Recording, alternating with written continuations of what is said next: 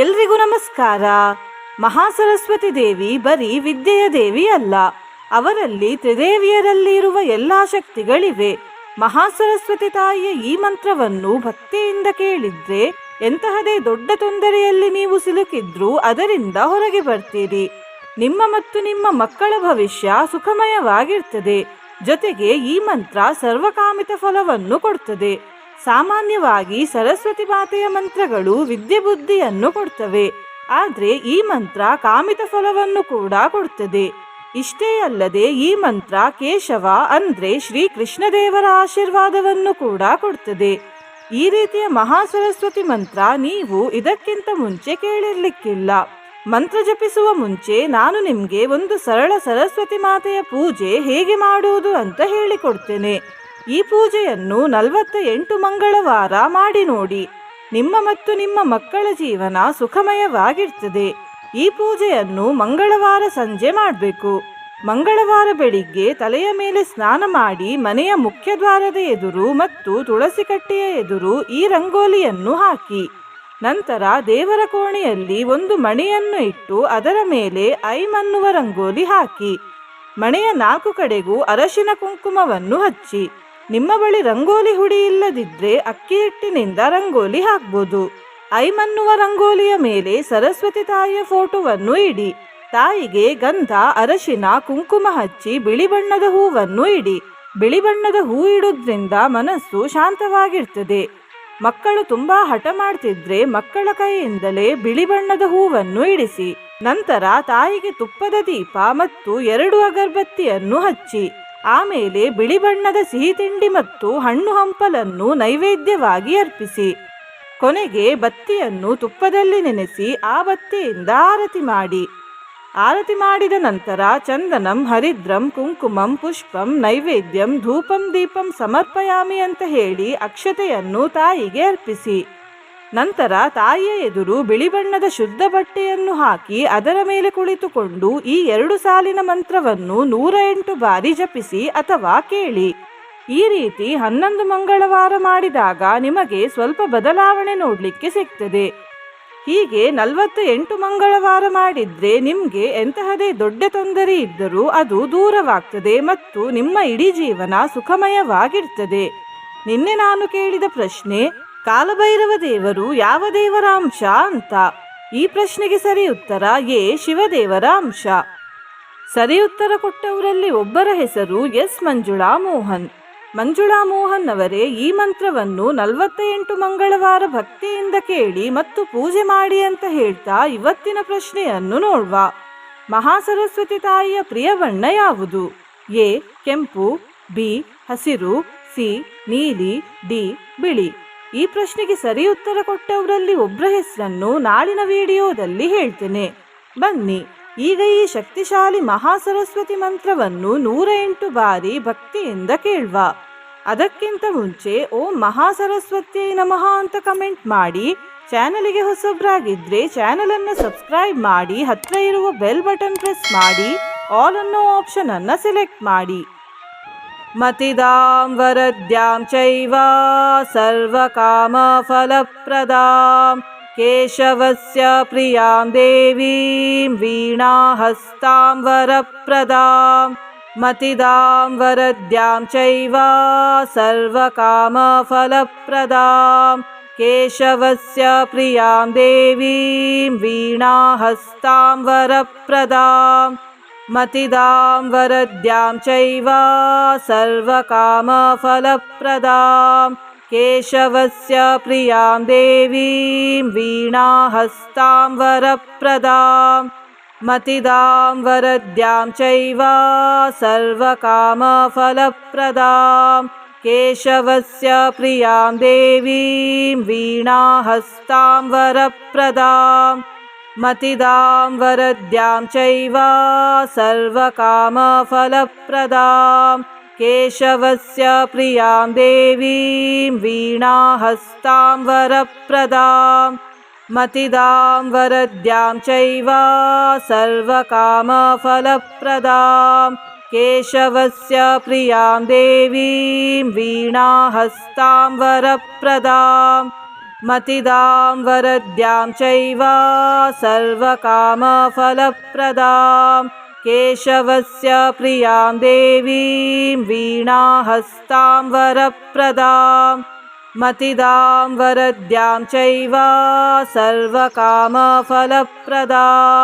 केशवस्य प्रियां देवीं वीणाहस्तां वरप्रदां मतिदां वरद्यां चैव सर्वकामफलप्रदां केशवस्य प्रियां देवीं वीणाहस्तां वरप्रदां मतिदां वरद्यां चैव सर्वकामफलप्रदां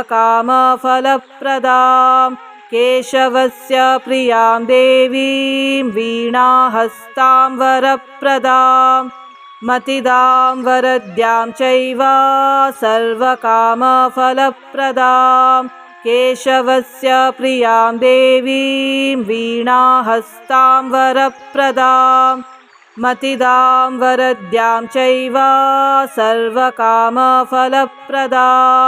केशवस्य प्रियां देवीं वीणाहस्तां वरप्रदां मतिदां वरद्यां चैव सर्वकामफलप्रदां केशवस्य प्रियां देवीं वीणाहस्तां वरप्रदां मतिदां वरद्यां चैव सर्वकामफलप्रदां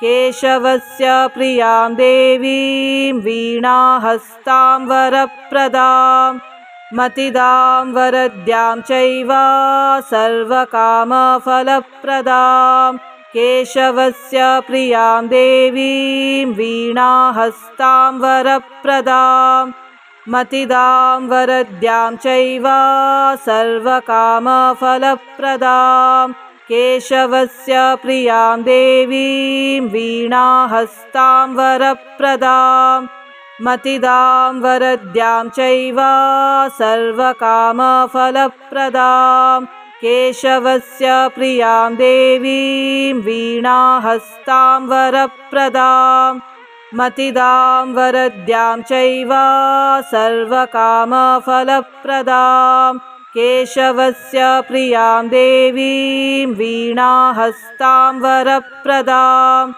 मतिदां वरद्यां चैव सर्वकामफलप्रदां केशवस्य प्रियां देवीं वीणाहस्तां वरप्रदां मतिदां वरद्यां चैव सर्वकामफलप्रदां केशवस्य प्रियां देवीं वीणाहस्तां वरप्रदां मतिदां वरद्यां चैव सर्वकामफलप्रदां केशवस्य प्रियां देवीं वीणाहस्तां वरप्रदां मतिदां वरद्यां चैव सर्वकामफलप्रदां केशवस्य प्रियां देवीं वीणाहस्तां वरप्रदां मतिदां वरद्यां चैव सर्वकामफलप्रदां केशवस्य प्रियां देवीं वीणाहस्तां वरप्रदां मतिदां वरद्यां चैव सर्वकामफलप्रदां केशवस्य प्रियां देवीं वीणाहस्तां वरप्रदां मतिदां वरद्यां चैव सर्वकामफलप्रदां केशवस्य प्रियां देवीं वीणाहस्तां वरप्रदां मतिदां वरद्यां चैव सर्वकामफलप्रदां केशवस्य प्रियां देवीं वीणाहस्तां वरप्रदां मतिदां वरद्यां चैव सर्वकामफलप्रदां केशवस्य प्रियां देवीं वीणाहस्तां वरप्रदां मतिदां वरद्यां चैव सर्वकामफलप्रदां केशवस्य प्रियां देवीं वीणाहस्तां वरप्रदां मतिदां वरद्यां चैव सर्वकामफलप्रदां केशवस्य प्रियां देवीं वीणाहस्तां वरप्रदां मतिदां वरद्यां चैव सर्वकामफलप्रदां केशवस्य प्रियां देवीं वीणाहस्तां वरप्रदां मतिदां वरद्यां चैव सर्वकामफलप्रदां केशवस्य प्रियां देवीं वीणाहस्तां वरप्रदां मतिदां वरद्यां चैव सर्वकामफलप्रदां केशवस्य प्रियां देवीं वीणाहस्तां वरप्रदां मतिदां वरद्यां चैव सर्वकामफलप्रदां केशवस्य प्रियां देवीं वीणाहस्तां वरप्रदां मतिदां वरद्यां चैव सर्वकामफलप्रदां केशवस्य प्रियां देवीं वीणाहस्तां वरप्रदां मतिदां वरद्यां चैव सर्वकामफलप्रदां केशवस्य प्रियां देवीं वीणाहस्तां वरप्रदां मतिदां वरद्यां चैव सर्वकामफलप्रदां केशवस्य प्रियां देवीं वीणाहस्तां वरप्रदां मतिदां वरद्यां चैव सर्वकामफलप्रदां केशवस्य प्रियां देवीं वीणाहस्तां वरप्रदां मतिदां वरद्यां चैव सर्वकामफलप्रदां केशवस्य प्रियां देवीं वीणाहस्तां वरप्रदां मतिदां वरद्यां चैव सर्वकामफलप्रदां केशवस्य प्रियां देवीं वीणाहस्तां वरप्रदां मतिदां वरद्यां चैव सर्वकामफलप्रदां केशवस्य प्रियां देवीं वीणाहस्तां वरप्रदां मतिदां वरद्यां चैव सर्वकामफलप्रदां केशवस्य प्रियां देवीं वीणाहस्तां वरप्रदां मतिदां वरद्यां चैव सर्वकामफलप्रदां केशवस्य प्रियां देवीं वीणाहस्तां वरप्रदां मतिदां वरद्यां चैव सर्वकामफलप्रदां केशवस्य प्रियां देवीं वीणाहस्तां वरप्रदां मतिदां वरद्यां चैव सर्वकामफलप्रदां केशवस्य प्रियां देवीं वीणाहस्तां वरप्रदां मतिदां वरद्यां चैव सर्वकामफलप्रदां केशवस्य प्रियां देवीं वीणाहस्तां वरप्रदां मतिदां वरद्यां चैव सर्वकामफलप्रदां केशवस्य प्रियां देवीं वीणाहस्तां वरप्रदां मतिदां वरद्यां चैव सर्वकामफलप्रदां केशवस्य प्रियां देवीं वीणाहस्तां वरप्रदां मतिदां वरद्यां चैव सर्वकामफलप्रदां केशवस्य प्रियां देवीं वीणाहस्तां वरप्रदां मतिदां वरद्यां चैव सर्वकामफलप्रदां केशवस्य प्रियां देवीं वीणाहस्तां वरप्रदां मतिदां वरद्यां चैव सर्वकामफलप्रदां केशवस्य प्रियां देवीं वीणाहस्तां वरप्रदां मतिदां वरद्यां चैव सर्वकामफलप्रदां केशवस्य प्रियां देवीं वीणाहस्तां वरप्रदां मतिदां वरद्यां चैव सर्वकामफलप्रदां केशवस्य प्रियां देवीं वीणाहस्तां वरप्रदां मतिदां वरद्यां चैव सर्वकामफलप्रदां केशवस्य प्रियां देवीं वीणाहस्तां वरप्रदां मतिदां वरद्यां चैव सर्वकामफलप्रदां केशवस्य प्रियां देवीं वीणाहस्तां वरप्रदां मतिदां वरद्यां चैव सर्वकामफलप्रदां केशवस्य प्रियां देवीं वीणाहस्तां वरप्रदां मतिदां वरद्यां चैव सर्वकामफलप्रदां केशवस्य प्रियां देवीं वीणाहस्तां वरप्रदां मतिदां वरद्यां चैव सर्वकामफलप्रदां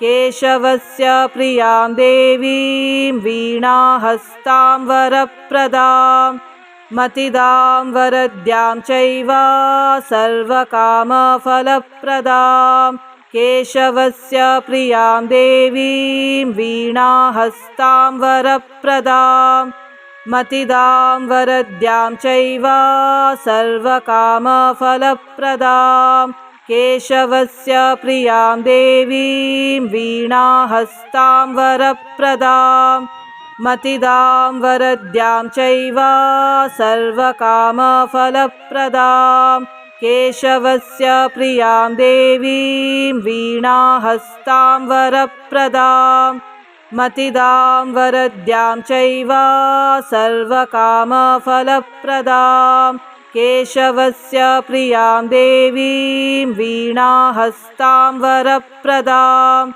मतिदां वरद्यां चैव सर्वकामफलप्रदां केशवस्य प्रियां देवीं वीणाहस्तां वरप्रदां मतिदां वरद्यां चैव सर्वकामफलप्रदां केशवस्य प्रियां देवीं वीणाहस्तां वरप्रदां मतिदां वरद्यां चैव सर्वकामफलप्रदां केशवस्य प्रियां देवीं वीणाहस्तां वरप्रदां मतिदां वरद्यां चैव सर्वकामफलप्रदां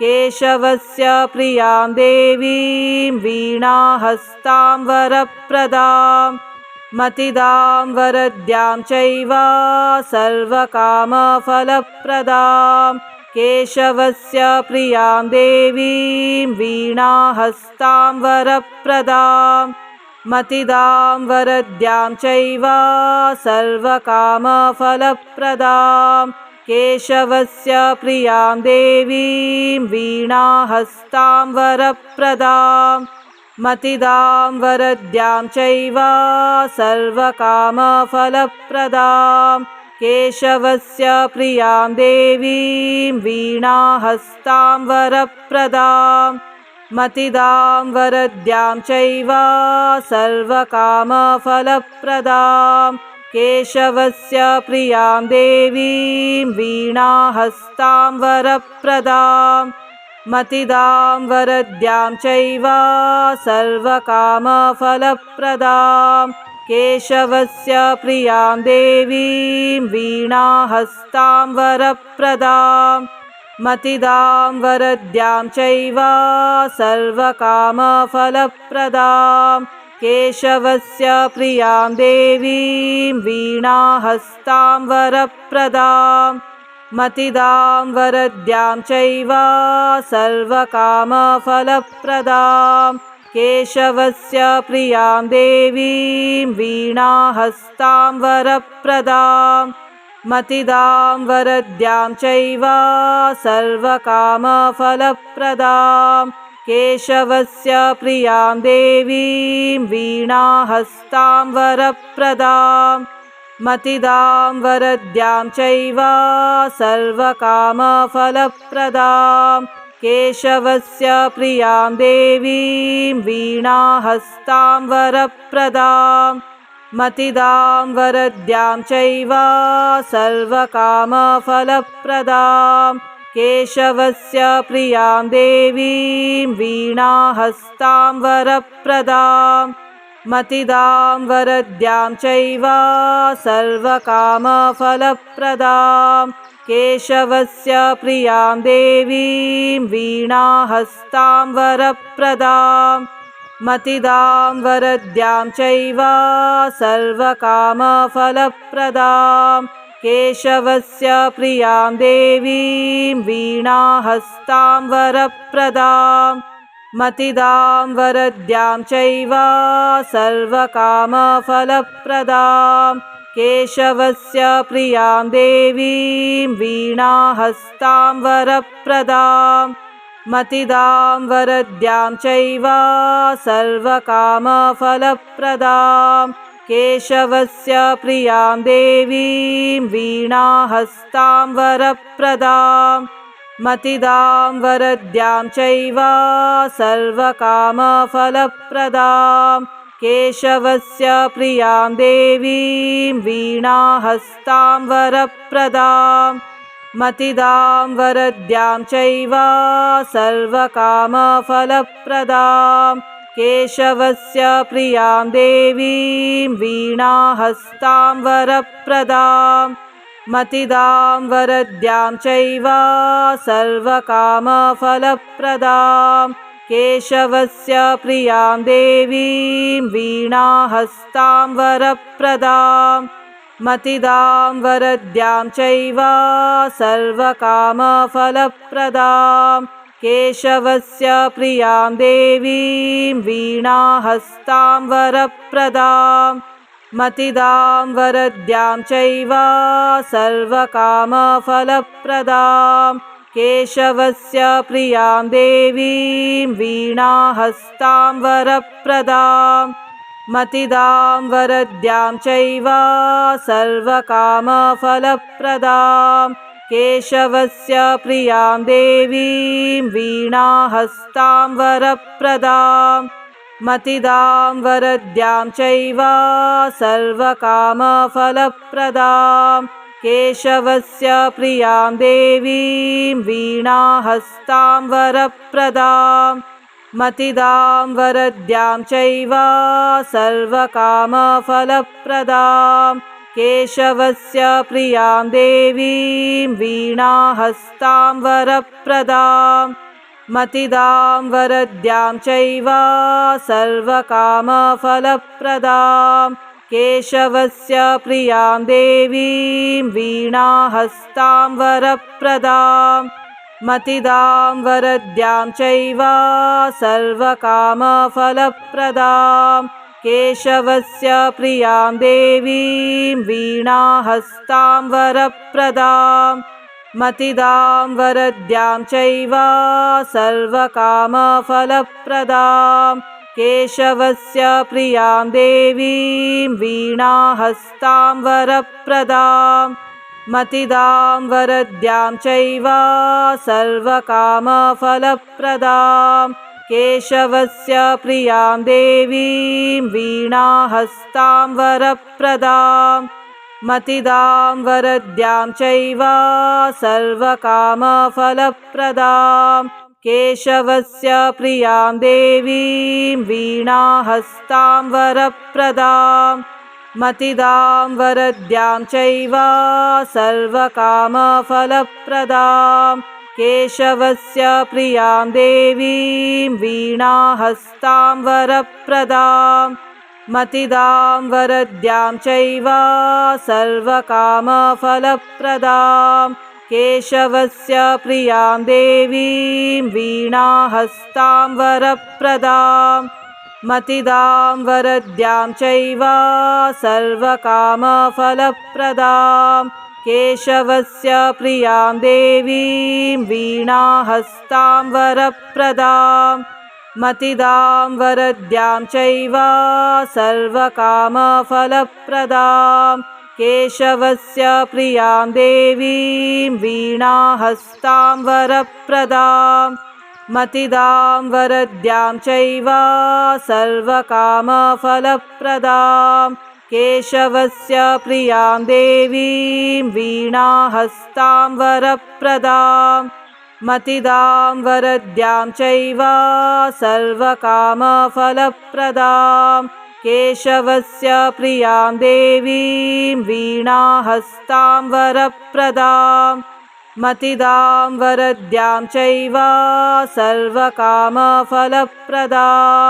ಕೇಶವಸ್ಯ ಪ್ರಿಯಾಂ ದೇವೀಂ ವೀಣಾಹಸ್ತಾಂ ವರಪ್ರದಾಂ ಮತಿದಾಂ ವರದ್ಯಾಂ ಚೈವ ಸರ್ವಕಾಮಫಲಪ್ರದಾಂ ಕೇಶವಸ್ಯ ಪ್ರಿಯಾಂ ದೇವೀಂ ವೀಣಾಹಸ್ತಾಂ ವರಪ್ರದಾಂ ಮತಿದಾಂ ವರದ್ಯಾಂ ಚೈವ ಸರ್ವಕಾಮಫಲಪ್ರದಾಂ ಕೇಶವಸ್ಯ ಪ್ರಿಯಾಂ ದೇವೀಂ ವೀಣಾಹಸ್ತಾಂ ವರಪ್ರದಾಂ ಮತಿದಾಂ ವರದ್ಯಾಂ ಚೈವ ಸರ್ವಕಾಮಫಲಪ್ರದಾಂ ಕೇಶವಸ್ಯ ಪ್ರಿಯಾಂ ದೇವೀಂ ವೀಣಾಹಸ್ತಾಂ ವರಪ್ರದಾಂ ಮತಿದಾಂ ವರದ್ಯಾಂ ಚೈವ ಸರ್ವಕಾಮಫಲಪ್ರದಾಂ ಕೇಶವಸ್ಯ ಪ್ರಿಯಾಂ ದೇವೀಂ ವೀಣಾಹಸ್ತಾಂ ವರಪ್ರದಾಂ ಮತಿದಾಂ ವರದ್ಯಾಂ ಚೈವ ಸರ್ವಕಾಮಫಲಪ್ರದಾಂ ಕೇಶವಸ್ಯ ಪ್ರಿಯಾಂ ದೇವೀಂ ವೀಣಾಹಸ್ತಾಂ ವರಪ್ರದಾಂ ಮತಿದಾಂ ವರದ್ಯಾಂ ಚೈವ ಸರ್ವಕಾಮಫಲಪ್ರದಾಂ ಕೇಶವಸ್ಯ ಪ್ರಿಯಾಂ ದೇವೀಂ ವೀಣಾಹಸ್ತಾಂ ವರಪ್ರದಾಂ ಮತಿದಾಂ ವರದ್ಯಾಂ ಚೈವ ಸರ್ವಕಾಮಫಲಪ್ರದಾಂ ಕೇಶವಸ್ಯ ಪ್ರಿಯಾಂ ದೇವೀಂ ವೀಣಾಹಸ್ತಾಂ ವರಪ್ರದಾಂ